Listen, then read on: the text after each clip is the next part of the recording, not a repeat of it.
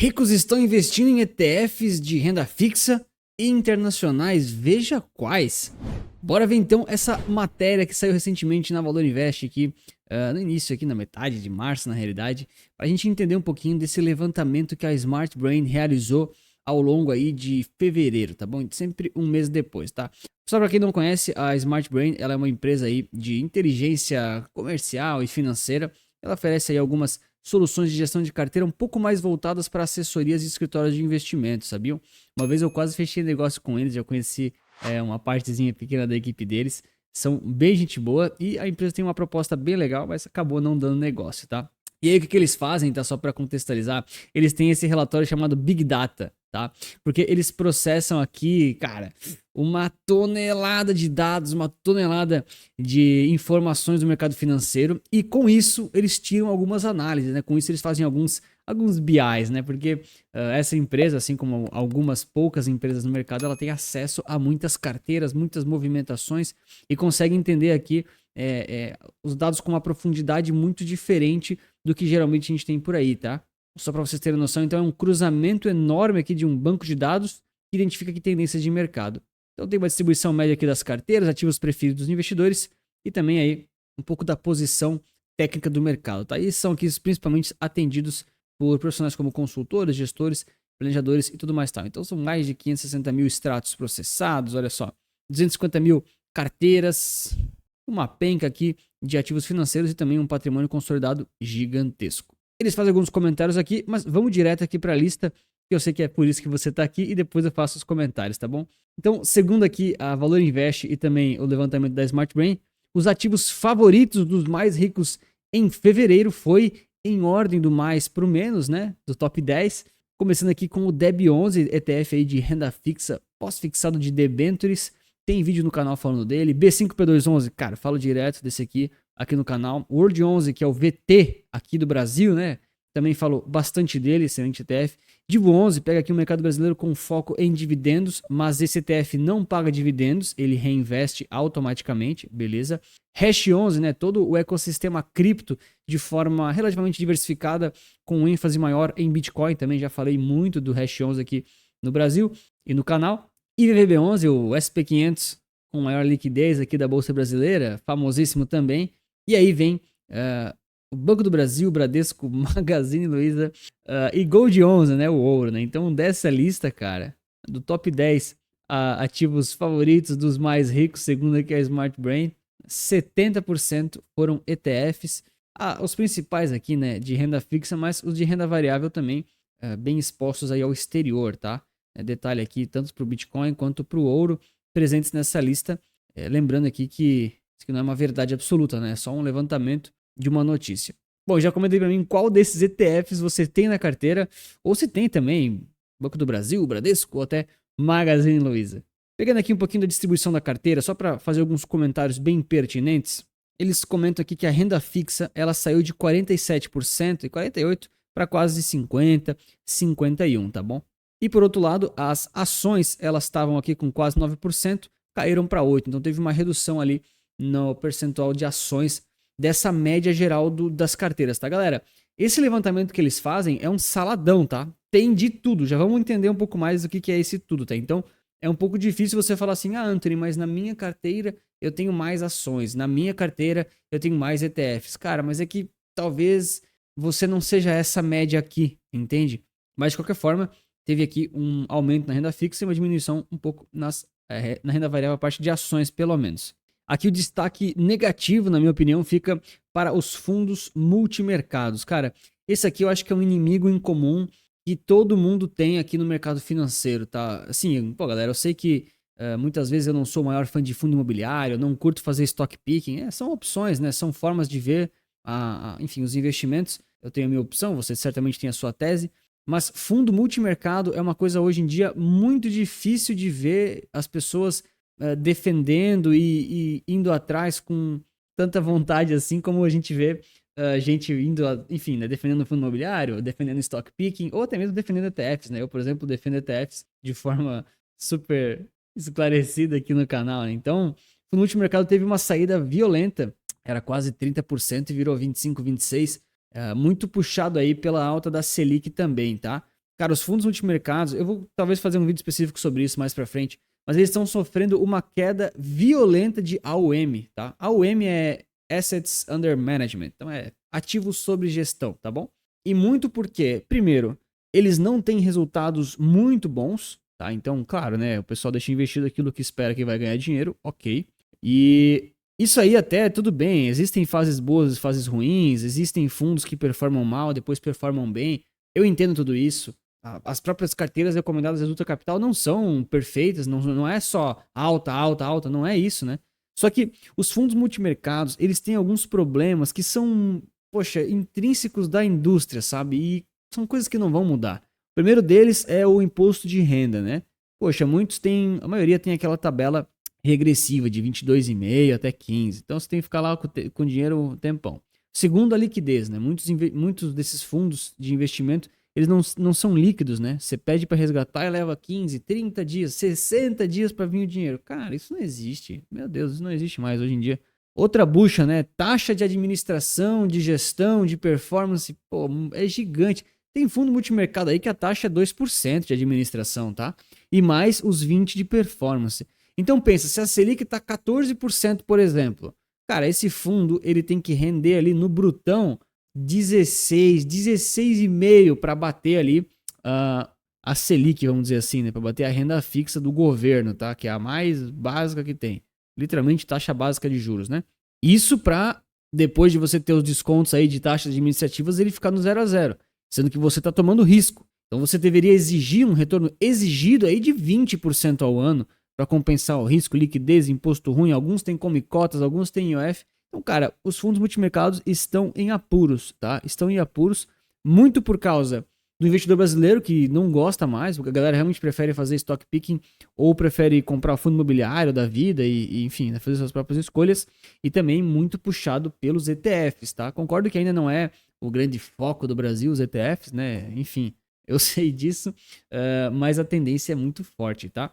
Eles fazem mais alguns comentários aqui como previdência, fundo imobiliário e outros, mas bem neutros, tá? Não mudou muito. Então aqui tem uma carteira com a posição mais técnica em relação aqui aos mais ricos de fevereiro de 2025, tá bom?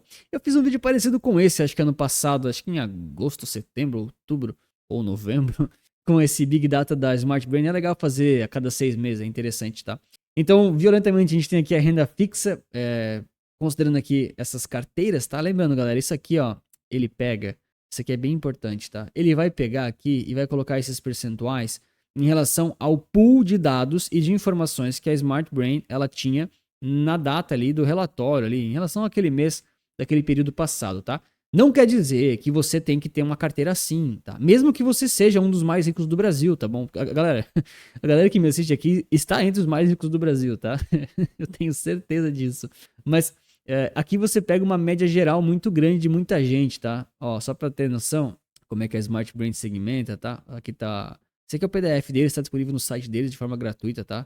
Tem as mesmas informações, um pouquinho mais de detalhe, que já tinha até passado um pouquinho, tá? Então, só para a gente entender aqui como é que eles segmentam essa carteira, tá? Então você tá vendo ali, teoricamente, né, nessa pizza aqui do Valor Invest, um compilado de todos esses dados daqui, de todos esses segmentos de públicos, tá? Então tem o varejo, alta renda, ultra high e o private, tá? Então, em ordem aqui de quanto dinheiro você tem, né? Então, de 50 a 300 mil você é varejão, tá bom? Abaixo de 50 mil nem entra aqui. Que legal. Enfim, de 300 a 3 milhões, alta renda, beleza. 3 milha a 50 é private e acima de 50 é ultra high, né? Então, existe essa divisão, tá bom? Então, nitidamente, o ultra high ali acima de 50 milhões, realmente é pouquíssimas pessoas que tem, mas 3,5% aqui, beleza. É até bastante, né? Quando a gente considera o universo de brasileiros, tipo assim, 220 mil brasileiros, 220 milhões, perdão, brasileiros existem, né? Quantos que são ultra high? Pô, é 0,0000000. Mas aqui a gente tá pegando o segmento dos dados que a Smart Brain tem acesso, então provavelmente tem ali alguns filtros de bancos específicos, de escritórios específicos, mas pega aqui um perfil bem médio em relação ao público investidor do Brasil, que é sim os mais ricos do Brasil, tá? Mesmo que você é varejo aqui, que você tem 50 mil reais, Anthony, não é muito dinheiro. Cara, para o mercado financeiro não é muito dinheiro, eu concordo. Mas para a realidade brasileira você já está bem em cima da média, tá? Essa é a realidade. Lógico que não dá para ficar comemorando, né? 50 mil, cara, ninguém resolve a vida com 50 mil, né? Enfim, verdades sejam ditas, né? Mas a gente consegue ver nitidamente que existe essa segmentação e que é interessante, né? O próprio alta renda, em percentual, tem mais do que private e varejo, tá? Isso é interessante, né? Eu achava que seria varejo, né? Porque o valor é mais baixo, né? Mas talvez o varejo ele é mais concorrido, até 300 mil reais, por instituições mais de volume, assim, tá? Porque a Smart Brain acaba pegando aqui um levantamento um pouquinho mais de consultoria, um pouquinho mais de assessoria, então uma atenção um pouco maior para esse pessoal, tá? Enfim, são dados aqui, a forma como eles enxergam as segmentações. E aqui nessa carteira teórica, nessa carteira média, aqui, a gente chama isso aqui de posição técnica do mercado, tá? A gente consegue ver então um compilado de todos esses públicos. Obviamente, se você tiver um BI disso aqui e você te assinar Smart Brain, alguma solução dessa, você provavelmente consegue filtrar por público de alta renda, média renda, varejo, ultra high e assim por diante. Mas, cara, aqui foi o que a gente teve acesso nessa reportagem aqui, enfim, gratuita que está disponível aí na internet, né? Então, renda fixa, cara, matando a pau aqui 50%. O Brasil é sim o país da renda fixa, tá, galera? Não tem como. Tem ciclos, tem alta na bolsa, tem baixa na bolsa. Eu estou comprado nas carteiras recomendadas em bolsa brasileira, de certa forma? Sim, mas com toda certeza a renda fixa vai render mais no longo prazo. A gente sabe, é complicado, tá, pessoal? É complicado bater a renda fixa, ainda mais com taxas aí, Selic 13, 14, 15%, como fica difícil para as empresas performarem bem, tá bom? E o ultra rico, isso aqui é importante, tá? Pô, eu sei que esse vídeo talvez tá meio demorado, mas isso aqui é importante. Essa galera aqui, pessoal, ó, isso aqui é bem importante falar. Essa galera aqui, tá? Esses caras aqui, eles não querem se incomodar. Os caras não querem falar assim, Anthony, eu escolhi as ações melhores. Eu escolhi os melhores fundos imobiliários. Eu escolhi os melhores não sei o quê. Eles não querem. Primeiro, essa galera aqui ó, geralmente compra com a ajuda do assessor, do consultor ou do gestor de recursos. Tá? De algum escritório, de alguma coisa assim. Esse povo aqui, essa galera, ela ganha dinheiro fora do mercado financeiro. Os caras ganham dinheiro fazendo outras coisas. Entendeu? O cara é engenheiro, médico, advogado. O cara pode ser Uber também, não tem problema, mas essas pessoas não estão preocupadas em falar assim, pô, o Ibovespa rendeu menos 9%, eu rendi menos 5%, bati o índice. Pô, você bateu, mas tá, beleza. Não, agora o Ibovespa rendeu 10%, você rendeu 11%, 12%, bateu o índice, mas a que custo, cara? Sabe, o tempo que essas pessoas aqui, elas já fizeram essa conta, tá? O tempo que elas gastariam para ficar tentando fazer muitas escolhas muito pessoais, ali muito no detalhezinho, não compensa o dinheiro que elas ganham na profissão real delas. Não é real não, né? Do dia a dia da economia real, entendeu? Ou então, simplesmente não paga o tempo que eles poderiam estar com a família, viajando ou em lazer. Algumas coisas não têm preço, né? E essas pessoas aqui, de certa forma, elas entendem isso porque elas até preferiram terceirizar, tá? Isso aqui tem muita gente que é atendida aqui por assessor, consultor e assim por diante, tá? Então, é realmente um padrão e um perfil de investidor. Eu sei que muitos de vocês que estão ouvindo aqui não têm exatamente esse padrão de investimento, não tô nem falando dinheiro, tá? Porque dinheiro é dinheiro, né? Mas eu digo de ter assessoria, de ter consultoria. Mas essa aqui é a posição técnica desse tipo de público, tá? E eu acho que ela é muito interessante por conta de uma exposição maior em renda fixa Brasil, porque isso te tira um pouco do seu estresse, da sua preocupação e do foco ali. Realmente você não perde o foco da sua vida, tá? Claro que aqui tem um saladão, né? Tem um monte de coisa junto, mas esse aqui é o retrato da média brasileira mesmo, tá? Isso que eu quero tentar chamar um pouco mais de atenção. E aí, depois de renda fixa, vem aqui, ó, os fundos multimercado. Por isso que eu tô falando, galera, esse povo, eles não estão preocupados em fazer stock picking, em fazer ETF picking, eles não estão preocupados, eles falam, cara, qual que é o fundo aí, qual que é esse aí e tal. Eu entendo que muitas vezes podem ter assessores que estão ganhando comissões, estão enganando essas pessoas, eu entendo, pode também não ser, pode ser que sejam fundos muito bons, pode ser, né, um pouco provável, mas pode. Mas essa galera que não quer se incomodar, tá bom? Tem um pouquinho de previdência, tem aqui as ações e fundos de ações, que daí entraria um pouco de ETFs aqui. Fundos imobiliários, olha só, cara, irrelevante, 2% ali, cara, muito pouco relevante em relação aos 270 bi, 270 bilhões aqui de patrimônio consolidado da pesquisa, e ainda vem outros que são as criptomoedas, tá? Então, criptomoedas mais relevante que fundo imobiliário, mas também não nada muito exagerado. E deixa o like e se inscreve no canal para mais vídeos e análises como essa. Bom, eles até falam aqui depois da lista dos ETFs mais comprados ativos, perdão, né? Tem ações aqui também. Mais interessantes. Favoritos, né? Favoritos dos mais ricos em fevereiro. Meio sensacionalista, né? Mas beleza, tá escrito aqui. Eles até falam aqui fundos de ações, depois fundos imobiliários e também fundos aqui de renda fixa. Também tem os multimercados, tá? Mas aí eu deixo para os colegas aí dos outros canais ou para você acessar e, enfim, propriamente dar uma olhadinha nisso ali. O que me chama a atenção realmente é a questão aqui do DEB11 e do B5P211, né? São ETFs que vão ganhando cada vez mais visibilidade, né? O B5P211, vou abrir aqui, né? Esse cara aqui, ele já é bem mais conhecido no mercado, tá? O Itaú já fez um trabalho de formiguinha aqui, fundo mais antigo de 2019, se não me engano, 2 bi de patrimônio líquido bem tranquilo, né? Super justo, ativo bem interessante. E tem concorrência agora no mercado, isso aí é muito bom para ter arbitragem entre os ETFs. Mas o DEB11, cara, o DEB11 ainda é pouco falado. Foi um dos primeiros vídeos no canal que eu fiz sobre ETF de renda fixa e chamou a atenção de muita gente, tá realmente muito interessante. E cara, o que fica aqui cada vez mais nítido para mim é que é verdade que isso aqui é uma matéria aqui de fevereiro, março, né? Pode ser que tudo muda, né? O mercado tem essas tendências, tem esses ciclos, mas é nítido que cada vez mais os ETFs vêm chamando a atenção do mercado brasileiro. Anthony, mas não é o mercado brasileiro inteiro que tá comprando ETF. Não é o mercado inteiro, mas galera, são os mais ricos, entendeu? Essa galera aqui que faz preço. Não é a sardinhada que infelizmente não tem nem 50 mil reais na conta, entendeu? Essa aqui é a galera que tem uns 270 bi que consegue movimentar o mercado, fazer preço. E aí sim, enfim, pressionar aí o mercado para algumas movimentações mais específicas, tá? Cara, eu tenho certeza que cada vez mais a gente vai ver mais investimentos em ETFs, mais foco nos ETFs e também mais batidas neles para chamar defeitos, para chamar problemas, tá? Mas os ETFs, no final das contas, cara, é a forma mais fácil, barata e simples de você conseguir investir sem precisar ficar se incomodando tanto. O objetivo, galera, não é bater o mercado. O objetivo é estar com o mercado.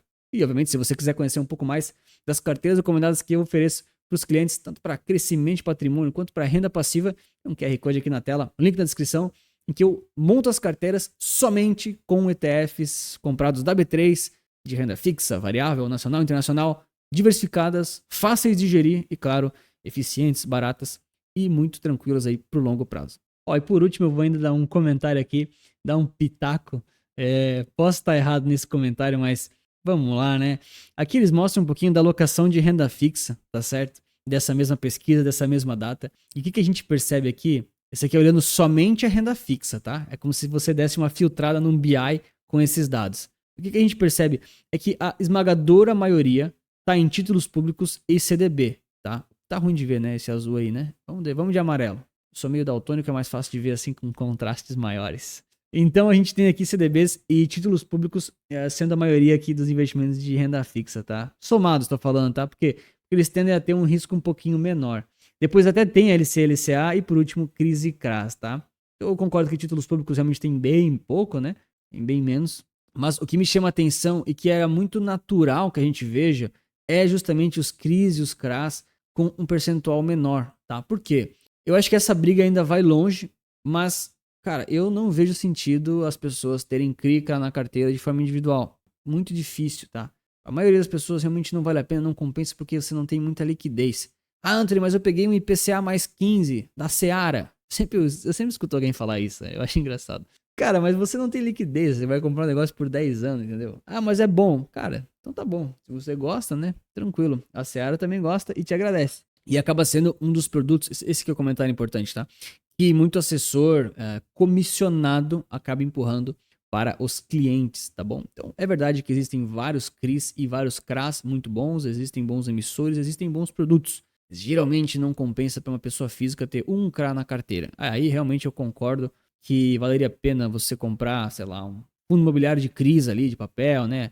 Uma exposição mais nesse sentido para pelo menos você diversificar essa exposição aí a crédito privado. Cara, crédito privado é mil maravilhas até vir a Americanas. E é garantido. Uma hora ou outra, ela vem.